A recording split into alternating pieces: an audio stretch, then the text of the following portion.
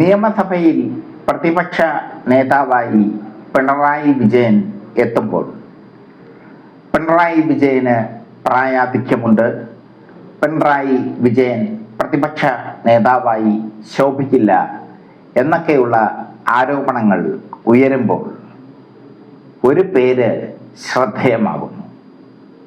ഭരണകൂടം പീഡിപ്പിച്ച കാരായി രാജന്റെ പേര്. ഫൈസൽ വധക്കേസിൽ പ്രതി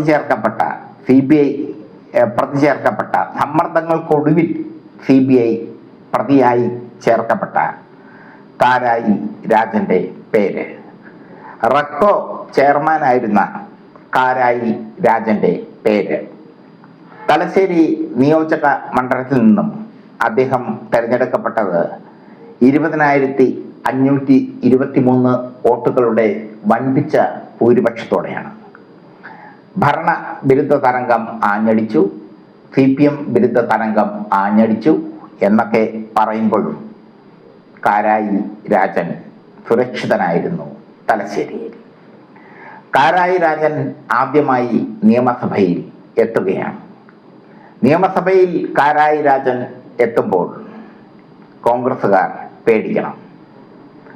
BJPക്കാരും സംഘപരിവാരക്കാരും കണ്ണൂരിലെ കോൺഗ്രസ്സുകാരും ഒരുപാട് ഭയപ്പെട്ട നേതാവായിരുന്നു P. ജയരാജന്റെ ശിഷ്യനായ കാരായി രാജൻ.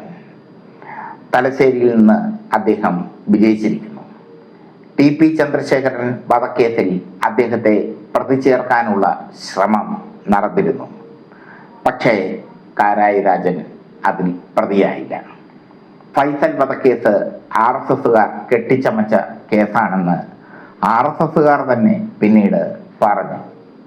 കുപ്പി സുബീഷ് എന്ന RSS ഗുണ്ടയാണ് LDF പ്രവർത്തകനായ ഫൈസലിനെ കൊലപ്പെടുത്തിയത്. ഫൈസൽ അതിനു മുമ്പ് CPM പ്രവർത്തകനായിരുന്നു. പിന്നീട് NDFിലേക്ക് പോവുകയായിരുന്നു. മുസ്ലിം തീവ്രവാദ സംഘടനയായ NDFിലേക്ക് പോവുകയായിരുന്നു. തേജസ് പത്രത്തിൻ്റെ ഏജന്റായി മാറി. തേജസ് പത്രം മുസ്ലിം തീവ്രവാദ പത്രമായിരുന്നു. RSSകാർക്ക് ഫൈസലിനോട് വൈരാഗ്യം ഉണ്ടായി. അവർ വിദഗ്ധമായി ഫൈസലിനെ കൊന്നു. അത് CPMന്റെ ചുമലിൽ കൊണ്ട് എത്തിച്ചു. കാരായി രാജൻ RSSകാരുടെ പേടി സ്വപ്നമാണ് തലശ്ശേരി. കാരായി രാജന്റെ സംഘടനാ പാടവം, കാരായി രാജന്റെ പാർട്ടിയോടുള്ള ആഭിമുഖ്യം ഒക്കെ RSSകാർക്ക് പേടിയാണ്. കാരായി രാജൻ പ്രതി ചേർക്കപ്പെട്ടു ഫൈസൽ വധക്കേസിൽ.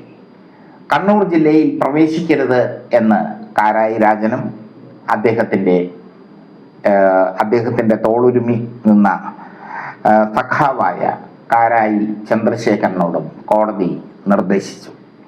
എറണാകുളത്ത് നിന്ന് അവർ കണ്ണൂർ ജില്ലയിൽ പോകാതെ പ്രവർത്തിച്ചു. കാരായി രാജൻ നിയമസഭയിൽ എത്തുമ്പോൾ പേടിക്കണം VD സതീശൻ. ഒരുപാട് ത്യാഗങ്ങൾ സഹിച്ച് ഇല്ലാത്ത കുറ്റങ്ങൾ ചുമലിലേറ്റി വരുന്ന ഒരു നേതാവാണ് കാരായി രാജൻ. അദ്ദേഹത്തിന് CPM സീറ്റ് കൊടുത്തത് അനുയോജ്യമായ ഒരു കാര്യമായിരുന്നു. കാരായി രാജനെ പറ്റി തലശ്ശേരിക്കാരോട് അന്വേഷിക്കുമ്പോൾ അവർക്കൊന്നേ പറയാനുള്ളൂ: നിഷ്കളങ്കനായ സഖാവ്. പക്ഷേ നിലപാടുകളിൽ വിട്ടുവീഴ്ചയില്ലാത്ത സഖാവ്. ആ കാരായി രാജനായിരിക്കും നിയമസഭയിൽ തീപ്പന്തം ആകുക, CPMന്റെ തീപ്പന്തം ആകുക. കാരായി രാജനായിരിക്കും ഇനിയുള്ള പ്രക്ഷോഭങ്ങൾ ചുമലിലേറ്റാൻ വിധിക്കപ്പെടുക, അല്ലെങ്കിൽ ചുമലിലേറ്റേണ്ട നിയോഗം ഉണ്ടാക്കുക. KM ബാലഗോപാൽ ആരോഗ്യ പ്രശ്നമുള്ള വ്യക്തിയാണ്. പിണറായി വിജയൻ 82 വയസ്സായ വ്യക്തിയാണ്. ഈ സാഹചര്യത്തിൽ 35 അംഗ LDF മെമ്പർമാരെ നിയമസഭയിലുള്ളൂ. ഇതൊക്കെയാണ് LDFന്റെ പരിമിതി. അവിടെ LDFന് തീപ്പന്തമാകാൻ ഒരു കാരായി രാജന് മാത്രമേ സാധിക്കുകയുള്ളൂ.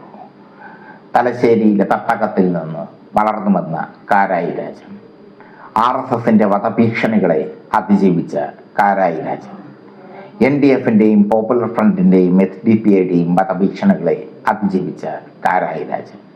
അയാൾ നിയമസഭയിൽ തീക്കാറ്റായി മാറും. അതാണ് കാരായി രാജന്റെ പ്രത്യേകത. ശൂന്യതയിൽ നിന്നും അത്ഭുതങ്ങൾ സൃഷ്ടിക്കുന്ന നേതാവ്, അതാണ് കാരായി രാജൻ.